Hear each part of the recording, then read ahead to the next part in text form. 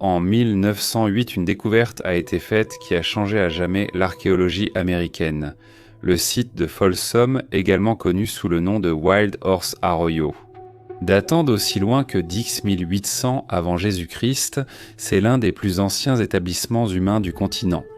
Cette découverte a repoussé la croyance selon laquelle les humains seraient arrivés pour la première fois en Amérique il y a 3000 ans. De plus de 7000 ans, le site de Folsom est incroyablement bien préservé, avec de nombreux artefacts importants retrouvés qui nous offrent un aperçu précieux de la façon dont ces anciens peuples vivaient et survivaient. Dans la vidéo d'aujourd'hui, nous allons plonger dans les profondeurs du site de Folsom pour découvrir qui étaient ces anciens peuples, comment ils vivaient et ce qui leur est arrivé. Installez-vous confortablement et détendez-vous pendant que nous remontons le temps jusqu'à l'Amérique ancienne pour percer les mystères de certains des tout premiers Américains. Le site de Folsom, situé à environ 13 km à l'ouest de Folsom, au Nouveau-Mexique, n'est donc qu'un des nombreux sites archéologiques dans ce que l'on pensait être une vaste étendue de la culture Folsom.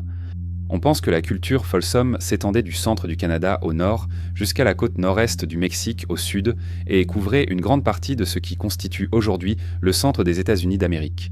Les membres de la culture Folsom occupaient une grande partie des Grandes Plaines, à leur époque. Ils auraient à habiter un monde de collines ondulantes, de vastes étendues de prairies, de déserts brûlants et de forêts luxuriantes. Des rivières remplies de poissons et des cieux emplis de chants d'oiseaux auraient été monnaie courante pour le peuple Folsom, et ils auraient surcroisé de nombreuses espèces disparues de grands animaux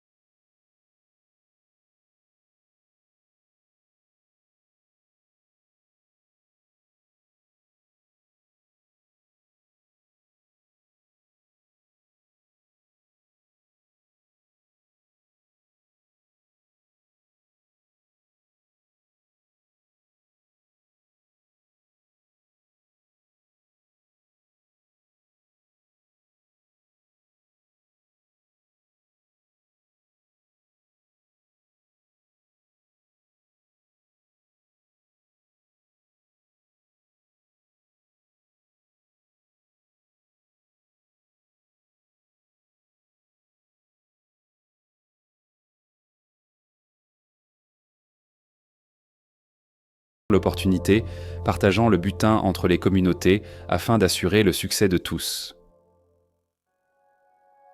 Le site de Folsom a attiré l'attention des archéologues américains le 27 août 1908, après une période de pluie inhabituelle, près du site de Johnson Mesa au Nouveau-Mexique, non loin de la ville de Folsom.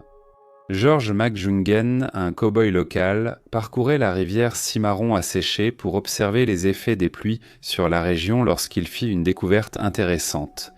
Des ossements découverts à cause des conditions météorologiques anormales. Il s'agissait des os d'anciens bisons, et des sites similaires avaient déjà été découverts à travers l'Amérique auparavant. Des naturalistes amateurs ont visité le site quelques années après le décès de McJungen en 1922 et ont collecté les ossements, qui, à ce moment-là, furent tout confirmés comme étant mélangés à des ossements d'anciens humains. Ils les ont emmenés au Musée de la Nature et des Sciences de Dean de Denver, où le paléontologue Jesse Figgins et Harold Cook les ont identifiés, les accompagnant la même année sur le site pour en découvrir davantage. Les premières découvertes humaines sur le site de Folsom étaient des dents mélangées à plusieurs os de mammifères mégaphoniques disparus. Quelques années plus tard, en 1924, 3 pointes de Folsom ont été découvertes sur le site. On pensait que ces lances avaient tué un bison dont le squelette était tout prêt. D'autres découvertes similaires ont suivi, notamment en 1927, lorsqu'une pointe de lance parfaitement conservée a été trouvée près d'un squelette de bison anticus. Il ne faisait aucun doute qu'un lien existait entre ces découvertes. C'était extrêmement important. À cette époque, on pensait que les humains étaient arrivés en Amérique du Nord il y a 3000 ans. Ces nouvelles découvertes ont repoussé cette théorie de plus de 7000 ans, révolutionnant la façon dont l'anthropologie américaine était perçue. Ainsi, ces découvertes n'ont pas été vues d'un bon œil par tout le monde à cette époque. De nombreux archéologues ont ignoré les preuves au profit de leurs propres théories préexistantes et à la fois Figgins et Cook ont été exclus de 7 symposiums académiques portant sur l'Amérique du Nord ancienne au cours des 10 années suivantes.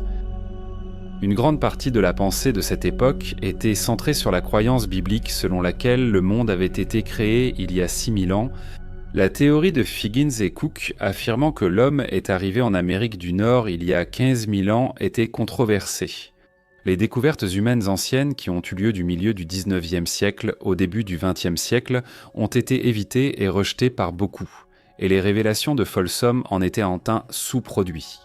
Alice Urdlich fut l'une des premières scientifiques à affirmer que les humains étaient entrés pour la première fois dans les Amériques il y a 3000 ans, et lorsque sa théorie s'est effondrée, il n'était pas content de mener la campagne contre Figgins et Cook en faveur de ses propres idées influencées par la Bible.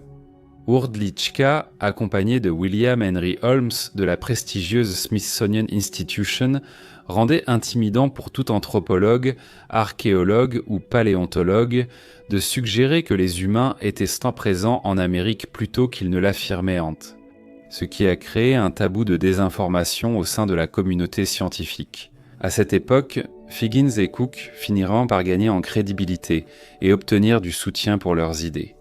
Et il est maintenant communément admis que les humains sont arrivés pour la première fois en Amérique du Nord il y a entre 15 000 et 20 000 ans. Ils ont traversé un ancien pont terrestre reliant l'Asie à l'Amérique du Nord, au-dessus de l'actuel détroit de Bering, entre la Russie et l'Alaska. De là, ils ont voyagé vers le sud en passant par l'Amérique centrale, puis sont descendus en Amérique du Sud pour peupler les jungles, les montagnes et les forêts de ce qui deviendrait plus tard le Brésil, le Pérou et l'Argentine.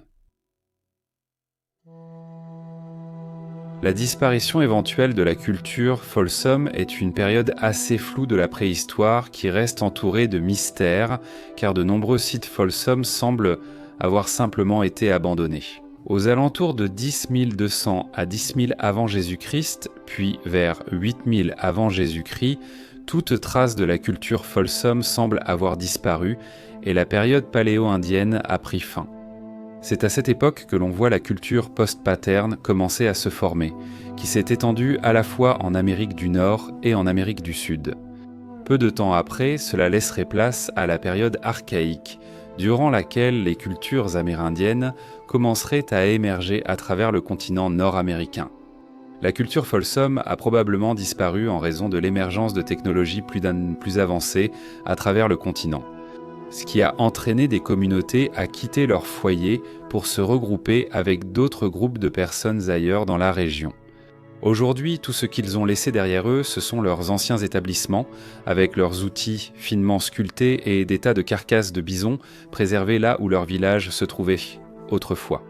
Ces découvertes ont offert aux scientifiques un excellent aperçu de la vie et des cultures de ces peuples anciens. Et nous ne pouvons qu'espérer qu'avec le temps, il y aura encore plus à découvrir parmi les vestiges de cette mystérieuse culture disparue.